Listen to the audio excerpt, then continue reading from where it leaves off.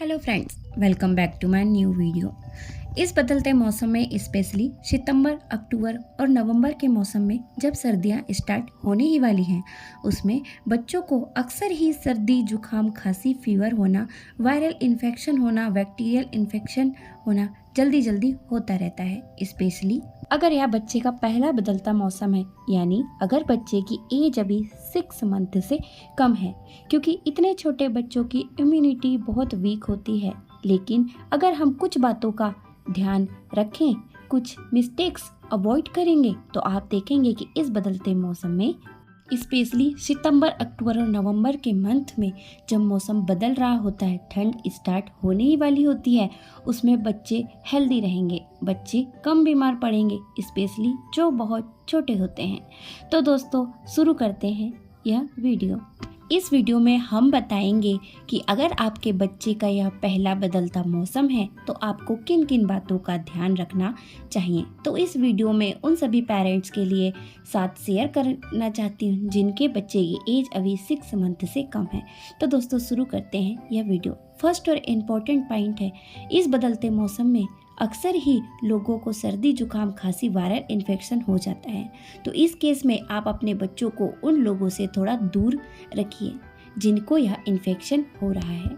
और अब घर में न्यूबॉर्न बेबी आता है तो बच्चे से मिलने कई सारे लोग आते हैं, इसलिए जब भी आप बच्चों को किसी को दें या खुद से भी बच्चों को गोद में लें, हर बार आपको अपने हाथ को सैनिटाइज करना बहुत ज़रूरी है। नेक्स्ट पॉइंट है, इस मौसम में माँ बच्चों को ओवर क्लोथिंग कर देती है, यानी कि बच्चों को बहुत ज़्यादा कपड़े पहना देती है ताकि बच्चों को ठंड ना लगे। लेकिन ऐसा करने से बच्चा इरिटेट ज़्यादा हो जाता है, ठंड से कम बचता है। तो इस मौसम में आपको बच्चों को लेयर्स में कपड़े पहनाने हैं, यानी बच्चों को एक मोटा कपड़ा पहनाने की जगह आप 2 हल्के हल्के कपड़े बच्चों को पहना सकते हैं।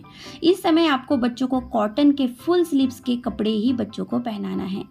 जब आपको लगे कि गर्मी बढ़ रही है तो एक लेयर आप बच्चों की हटा दें, और जब आपको लग रहा है कि ठंड बढ़ रही है तो आप एक लेयर और पहना दीजिए। सबसे बड़ी प्रॉब्लम इस मौसम में फेस करनी पड़ती है वह है कि बच्चों को गर्मी लग रही है या ठंडी लग रही है, बच्चों को कितनी लेयर कपड़े पहनाएं। तो इस केस में आपने जितने कपड़े पहने हैं उससे एक लेयर ज़्यादा ही आपको बच्चों को पहनाने हैं। अगर बच्चा 1 मंथ से छोटा है तो उस केस में बच्चों के पैर में कॉटन के सॉक्स, हाथ में कॉटन के मेंटेन्स और सर पर कॉटन की कैप जरूर पहनाएं।